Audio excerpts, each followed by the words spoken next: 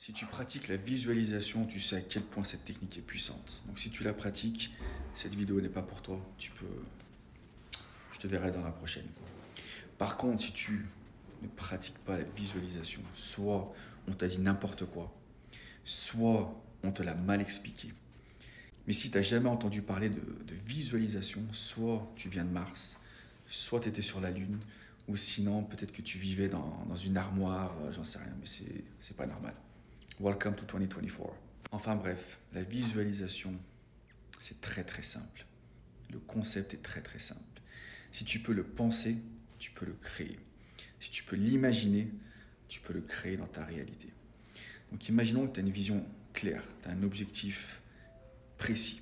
Donc le point de départ, il faut que tu saches où tu aimerais aller. Donc il y a quelque chose dans ta vie actuellement que tu aimerais vraiment avoir. Tu aimerais être dans une situation bien précise.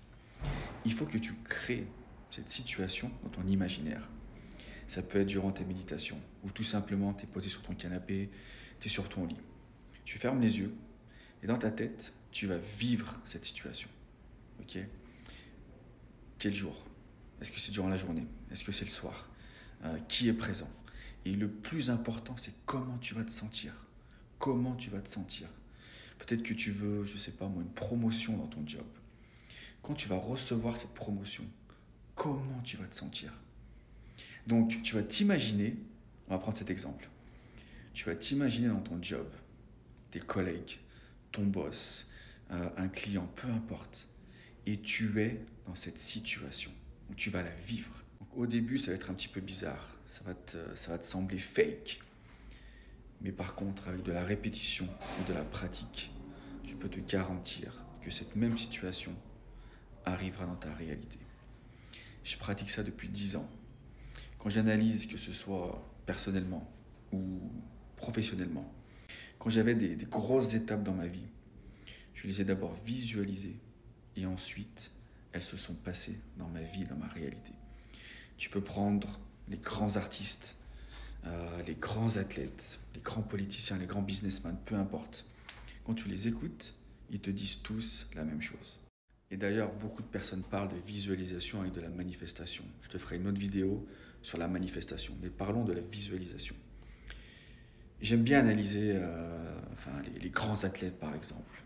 Je suis un fan de documentaires. Aujourd'hui, on parle beaucoup de MMA. Okay, et tu as Conor McGregor.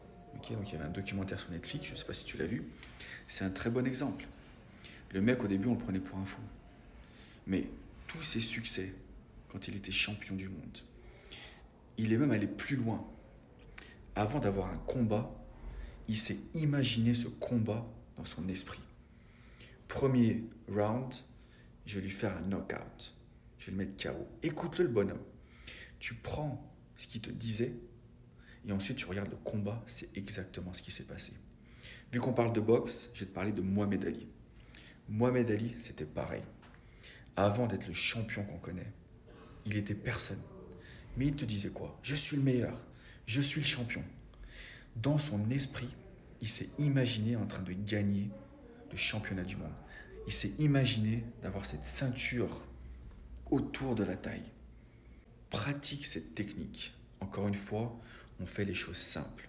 Tu sais ce que tu aimerais avoir.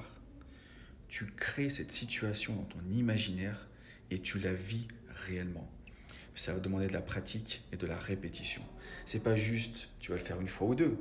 Non, c'est tous les jours. Dans ton quotidien, tu pratiques la visualisation et tu verras que ces situations que tu as créées dans ton imaginaire, ça se passera dans ta réalité.